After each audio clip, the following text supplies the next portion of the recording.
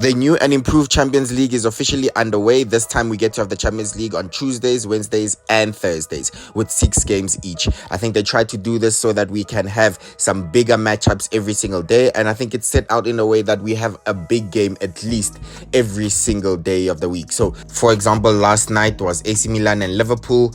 Tonight will be Man City and Inter Milan. And on Thursday, it will be Atletico Madrid versus RB Leipzig, which is the biggest game for me on that night. Crazy amount of games, but let's get into the results. Or before I get into the results and the review, I should just say that remember, it's one big league, so every single point counts. They've done it so that there's jeopardy in all the results. So for example, if you remember the previous group phase with 4 teams, if Real Madrid is in a team and maybe there is no other, let's say, big team in there, and it's maybe like some, let's say, standard good enough teams but not really the best of the best, after 3 games they probably have 9 points, and that means they's most likely qualified for the round of 16.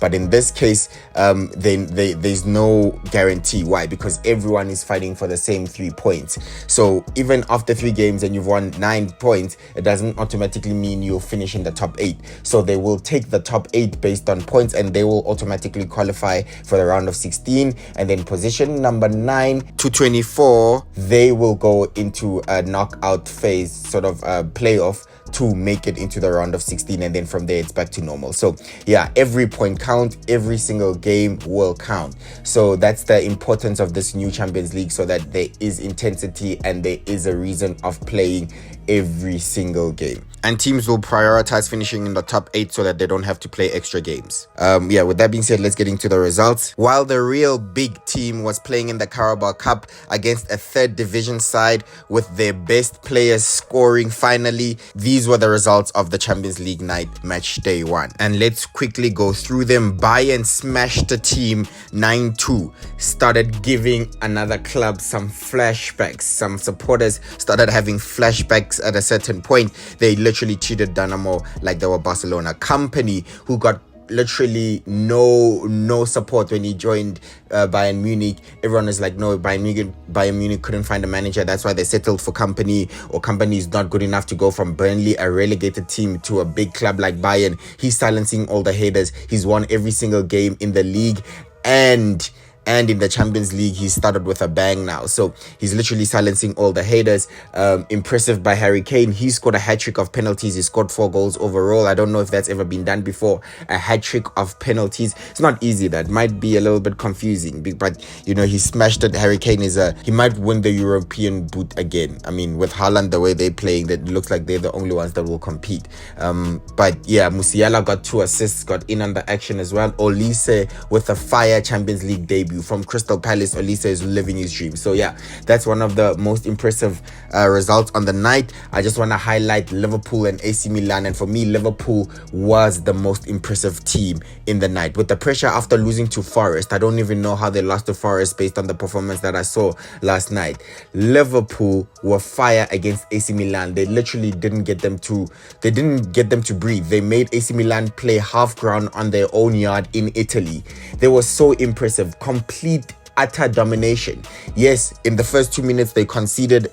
Pulisic scored on a counter-attack, but after then we never saw Alisson again until the 90th minute, where Leao did do a dribble and brought out a save from Alisson, who hit it onto, or he saved it onto the post. But for me, Leao, disappointing. Leao, when we watch him, he's disappointing. I still cannot say that this guy is completely world class, because he's probably just so inconsistent and he doesn't have a lot of output. So I was disappointed. And for someone who was up against Trent, and we know they say Trent is not very good defensively, then let's see you cook him.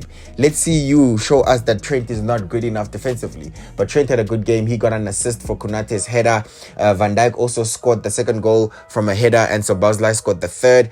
Cody Gakpo created the 3rd, and I think Cody Gakpo was impressive after he came on for Luis Diaz, from the beginning. So Luis Diaz was rested and he came on in the second half, but Cody Gakpo had an impressive performance. For me, Van Dijk was really good. I know Gravenberch also was good and got man of the match, but for me, Van Dijk, immediately after Liverpool conceded, Van Dijk literally told everyone to focus. It's like he told them to pretend that it didn't happen, like they were just gonna walk this game, and they did.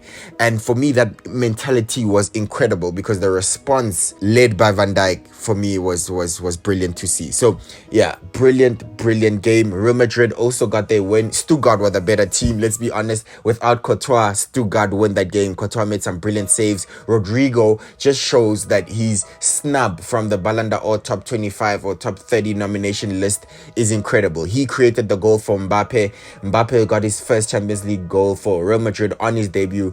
Champions League Mbappe is back. He will always be on the score sheet. Real Madrid, you know them. Even if they don't play well, they always win. Vinicius Jr. didn't have a good game for me, but Real Madrid in the Champions League are different gravy. They don't have to play well to win. So they've got the most important 3 points and it's on to the next. Juve won at home. Juve back in the Champions League after I think they got banned last season, so they got a point deduction that caused them not to be in the Champions League last season. They got their win back underway with the win there. You would expect that to happen. Aston Villa also back in the Champions League after such a long time, 51 years apparently.